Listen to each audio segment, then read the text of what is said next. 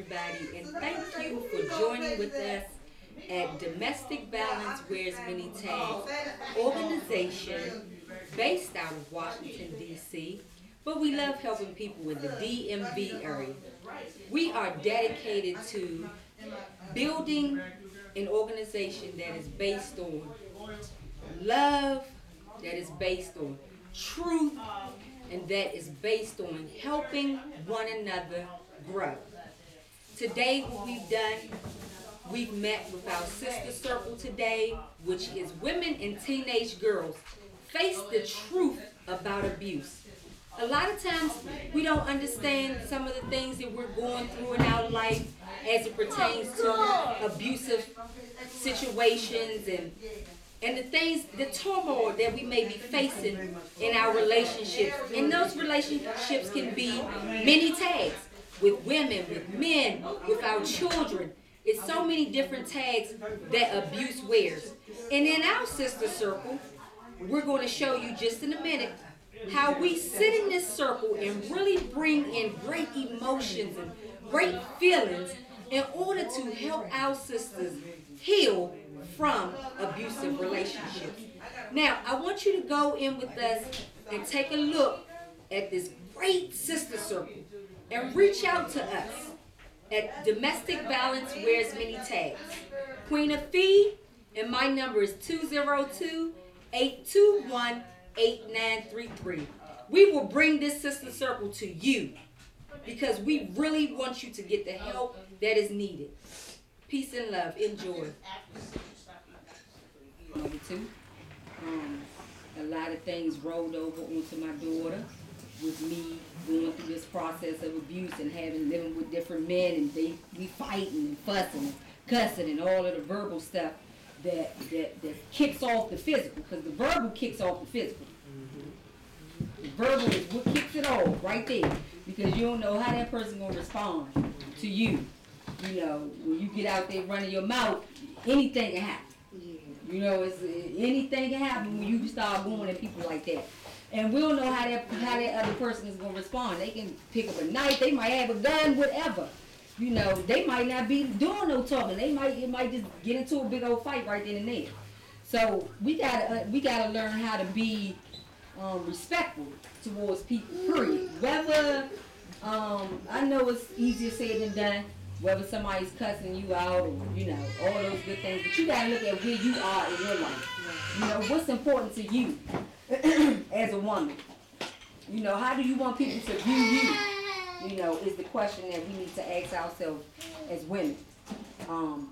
So that plays a big factor in abuse. So verbal kicks off the physical. Verbal, then physical. Right? So we need our sister circle in order to get in here and really know and talk about the things that is happening to us. We don't demand that anybody speaks. In fact, I prefer it if you listen, because you're getting it that way. You know. But we do have our sisters in here who like to talk about what they're going through, and that's great, because everybody got a story to tell. Your testimony may save somebody else's life. So yeah, dialogue is always good, because you're getting it out of you. Whatever that anger is that's inside of you, so mad, is getting out of you, which gives you relief and probably a lot of understanding to what it is that's going on with you when you're in the setup of, you know, around other sisters that have gone through what you're going through or what you have already went through. It's just easier to be in a setup like that. I had a sister call me the other day actually, and she was like, Queen, I had nobody else to talk to, you know, and it was nobody else to talk to, so I had to call you, because my family don't understand. A lot of times, family don't understand what you're going through. They always say, just leave, just pack up your stuff, you can just leave, just leave. And that's not the answer. You know, to leave in an abusive relationship, because when you try to break the control of the abuser, you're putting yourself at risk. You really are. It's more riskier when you just leave, pack up your stuff, and then you telling him, I'm leaving you, you ain't no good, but bro, you try to leave. You know, his anxiety go way up. Who you think, what? You know, and then it can go on all the way as far as death at that point. So And the flip side is women can too. They can get amped up, you know, all the way to the tippy top. Get a knife, gun, whatever, they can get amped up too. So we gotta be mindful of that. And that's why the circle is very, very important. Because you can hear other stories. You can get the steps that you need to you know, start helping yourself come out of whatever it may be, abusive relationship or whatever. So we kick it off with our journal work, which Beautiful Believer always does journal work. Journal work is good. It's a way of writing those feelings out.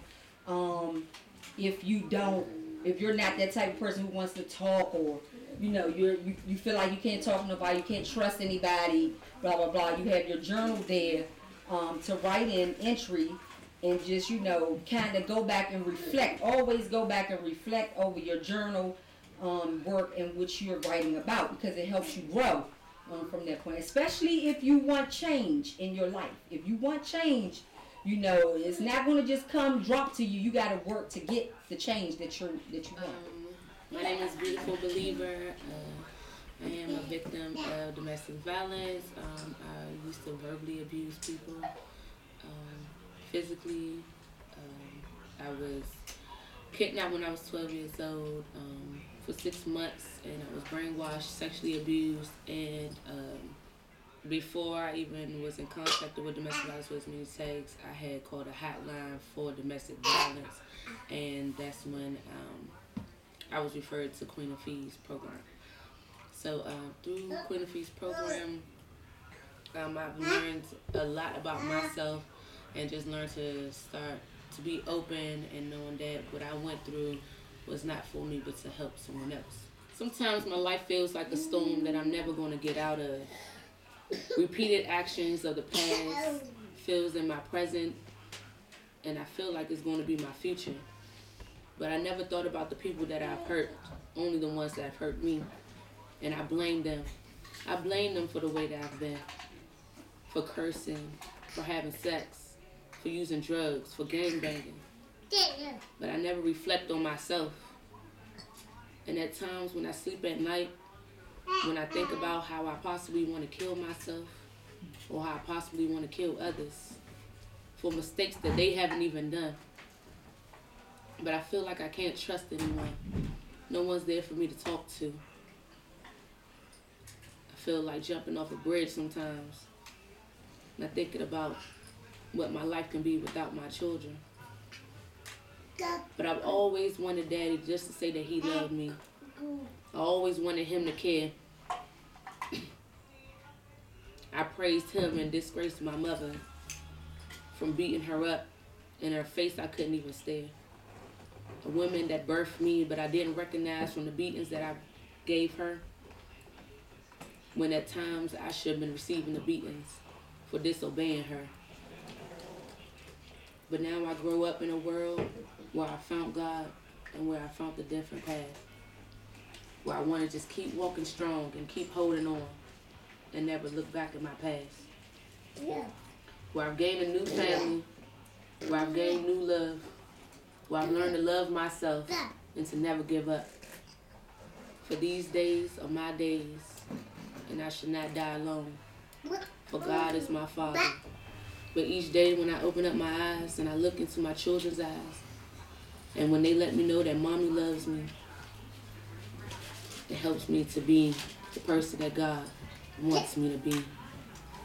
To not be a failure, to no longer live in the streets, but to be the person to succeed. Spoken word artist, to live my life free. No longer will I have to look upon myself as shame. No longer will I have to cry because I'm sad, but I cry because I'm glad to live another day and to not be in the darkness of shame. So you said not live in the darkness. Right. What does that look like for you? I have to learn how to let people go at times, even if I feel like I'm alone. It's okay to say, no, I don't want to, or no, I can't. Right. Mm-hmm. Just because it's my son or my daughter, I feel an obligation to them. No, my obligation to my son or my daughter is to see that they make it on their own, because guess what? I'm leaving And you need to be able to stand up on your own 2 feet and become self-sufficient. And realizing though, sis, that it's okay to be alone, even if it's for 2 years, 3 years, 4 years, not no week or month. And okay, I'm cool now. I'm gonna try this with someone else. No, really understanding that it's okay to be alone. Try like 5 years. Mr. White ain't came to my door yet. Oh, my mother had schizophrenic. I have to deal with the fact that that might be genetically passed on to me. That I may be a slight schizophrenic case, you know? But when I come around my sisters, when I come around my mothers, they help me, they embrace me, they love me even when I couldn't love myself. Everybody in here got a story to tell. Even myself. I've been sexually abused too by a family member. I've had a guy, boyfriend, and I had 2 black eyes at the same time. You ever seen that? Me too. I was telling people I got 2 black eyes at the same time. My eyes were swollen shit. You know, I have stabbed someone, put them in the hospital. So we all got some little crazy issues and things going on, and it's okay. And we're gonna get over this. The thing is, don't get stuck there. Talk to someone. Well, the thing is too that she's in a circle with women that has that same story or similar to her story. Some of the things that we said here today, she can relate to. You know? And so there's no way that she couldn't feel some type of comfort coming apart. And then there's that trust factor, that trust piece. Like, how do I know I can trust these women? You know, how do I know what's going on? It's that block there. That's why I recommend that people just come and listen. For those of us that are in abusive relationships, or those of us that know somebody that's in an abusive relationship, the He Has No Clue campaign educates women and teenage girls on how to leave an abusive relationship, because, again, breaking the control of the abuser can be deadly. Start reading to that child in your womb. Start teaching them music in your womb. Start telling them that they are great in the womb, and watch what will happen. Watch what will happen. You will get worried. Now, the brothers up there may be too late for them. I'm hoping not. I'm hoping not. No. Okay, then I stand corrected. But these kids now, they're here to teach us. You just have to start the children, like you said, in the womb. And then if you bring those daughters and tell them, okay, come on, you can talk to mom. Mom want to talk to you. First, mom, you have to not criticize, judge. You can't criticize that child. You can't judge that child. And you have to be open to hear and accept what they are feeling. Because it ain't about you. It's about them. And you can't get mad if that daughter comes to you and say, Mom, I'm ready to have sex. And then you can't get mad. You told her, you opened it up for her to come to you. She got to be able to talk to you about anything. She got to be able to talk. Your children, our children, got to be able to talk to us about anything. So we're going to kick off Brokenness to Boldness with my sister over here. She's going to kick us off with that. About 7 years ago, 6 years ago, I had met a dude, and I feel like that I was in love with the dude. I was young, and I thought that he loved me, but it turned out he was a married guy. But throughout those years that I was in a relationship with him, he used to manipulate me with money, lies. He was jealous. He'd stalk me, things of that nature. Because I felt like my sister over here, I felt like she didn't understand me and she didn't want to listen to me. But the last stroke was when I was in the hospital about 2 months ago, and I wanted to kill myself. And my sister told me, she said, you gonna kill yourself over a man? And I remember it, even though I was medicated up off the medication that they told me. But she was like, sis, that's not you. And I was like, well, I don't care. I don't give a F. You know what I'm saying? I don't care. But then when I got off the medication and I came home, and I was like, you know what was I thinking? That's not me. I had to choose. And I was like, you know what? I love my family. I got a good family. Yeah, I know we all make mistakes, but I'm trying to break the cycle. I don't want especially my oldest sister, I don't want her to feel like I'm like my mother, because I'm not like my mother. because I grew up in an abusive household, and I watched that. So as I got older, I thought it was okay for a man to put his hands on a female because my mother never got help for herself. I'm gonna get out this darkness because right now I'm in the dark about a lot of things, and I promised myself, and I said, if I don't make it out of here, somebody's gonna die. It might be me, it might be one of my family members, or it might be my niece and nephew, because I felt like I was gonna end it. I had a talk with my sister. I said, "Sister, you know what? Look, I can't do this no more. I feel like I can't move on. I feel like I was gonna kill myself." And you know what she told me on that phone, sis? Do not do that because you have a niece and you have a nephew, and that's so stupid. So now I'm here, and I'm a walking testimony, and I feel like I overcame that because I felt like the things that you was putting in my head about my family not loving me. Oh, you ain't got no friends. I didn't. After all your friends, they don't love you. They don't care about you. And that was brainwashed. And I was actually, I like came to my sister like, you mess with this dude. It was making me crazy. It was making you crazy. Right. It was making me crazy. Like with my friends, but it was. I felt like, and I went to school and I was a peer mediator. And what I learned as a peer mediator is never blame the other person. Exactly. Don't blame other. And I never talked to my sister like that. I never said, "Sis, I feel like I'm about to end my life." I never told. That's how she knew it was serious because when I talked to my sister, I'd be like, "Man, I'm stronger than that. I ain't about to do that. I can move on from that." But it was hard because I was in a relationship with him for 7 years, a long time, and she didn't, and I'm gonna give it to her, she didn't know because I used to hide it from her. So what is your bonus at this point? My bonus is I got something to live for. Right. I got something to live for.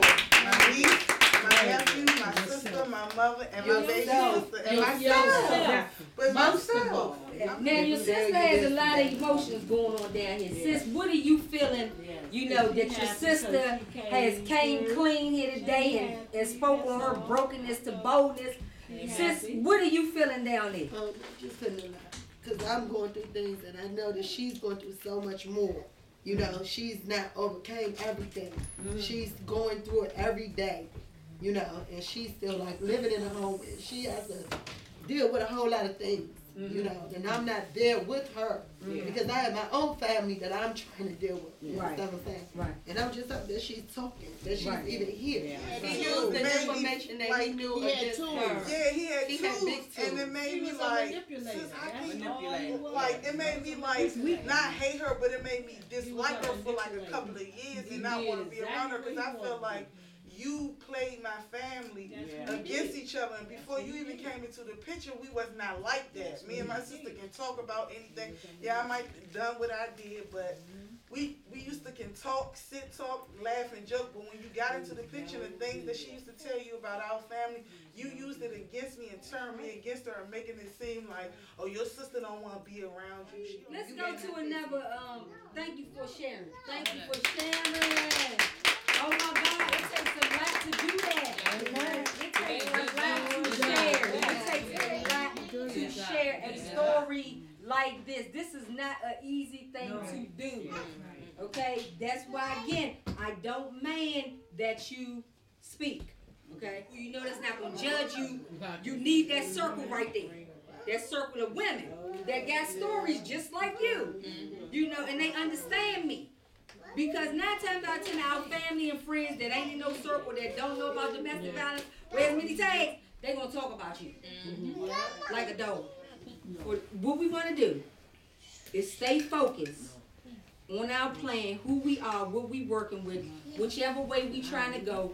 Stay with your sister circle. Don't get too far out there, you know, and you feel like you out there lonely by yourself, ready to slit your wrist or ready to kill somebody else. Everybody keeps talking about healing with self and, you know, what does it look like? Healing yourself. Yeah, because, like, I have a number of scenarios, stories, whatever, that have gone on in my life. I'm only 20. So, like, traumas or whatever had started from me being a child, and then they escalated. So it seems like every year is always something going on, and if I get out that situation, it's always something else. So everything's always synchronized in my life. So I don't feel as though I had the means to heal. Now I remember you saying something about like if you're in a situation like when your companion is putting his hands on you or whatever, don't just get up and leave or whatever. Talk to somebody. How do you start? Because like I had family, but they're not there, and so it's like I feel as though at times I have no choice but to turn back to the people that have hurt me, because I don't have anybody else, regardless of people saying, oh, I'm there for you, and then when I tell people, no, you're not, they get upset with me. But I'm like, when X, Y, and Z was going on, I couldn't call you. I had my sister. I just went through a situation where I was assaulted. The police came, did nothing. I called my sister. I mean, like, I ain't had nobody else to call, but I called her, you know, and she laughed in my face. I called my mother. My mother, like, go call your father. I called my father. It's like everybody is putting that help that I need on somebody else. So it's like, that's why at times I shut down or I get mad at everybody, because I don't trust nobody, because I don't trust too many people, and I feel vulnerable. And when I become vulnerable around people, they take advantage of that, and that's why I hate people. I do at times. Right now, you can't rely on people. You got to start relying on you. You got to start putting your energy into what you can do to get out of whatever you're going through, and then take it to that boldness piece. Finding a place for you and your son, where you and your son can have a safe haven. The first step, you came to this circle with mama here. Alright? You can stay with our circle. We would love to have you here to help you start building yourself up to a point where some of that anger can just go out the door. You can be done with that anger and say, look, this is about me and my son. I have to start taking control over this situation. Period. You gotta say, I'm taking my life back. I'm getting ready to be in control over my life. And I'm gonna do A, B, C, D, whatever it is for me to stand on my own 2 feet. So my son is not at risk of becoming an abuser or getting hurt. You gotta say, I'm a woman. And I gotta do this for me and my son. And I'm gonna do this for me and my son. Because you have to do it for him. You have to do it for yourself. Okay? And it's a way. You just gotta take the steps. And they just brought all that anger back out of me because of the stuff that they're dealing with. So that's why I'm kind of back in the state that I'm in or whatever. So this hasn't, I don't know, maybe I didn't really get over everything that I thought I did. Of course not. But it's just coming out full force now, and I don't like it. Yeah. So, well, you're in the right place. Yes, you are. Take some peace and love up out here with your sister, girl. I know that we're here for you, girl. You don't have to go through this process by yourself. All right? All right. You don't have to go through this process by yourself. Glad you're here. All right? Whatever we can do. Come back. Keep coming back. It works if you work. If you work. All right? Stay connected to us. Peace and love, baby. Oh, a group job. BB doing so well. All right, boo-boo. Yay, thanks for coming, girl. Thank you, cousin.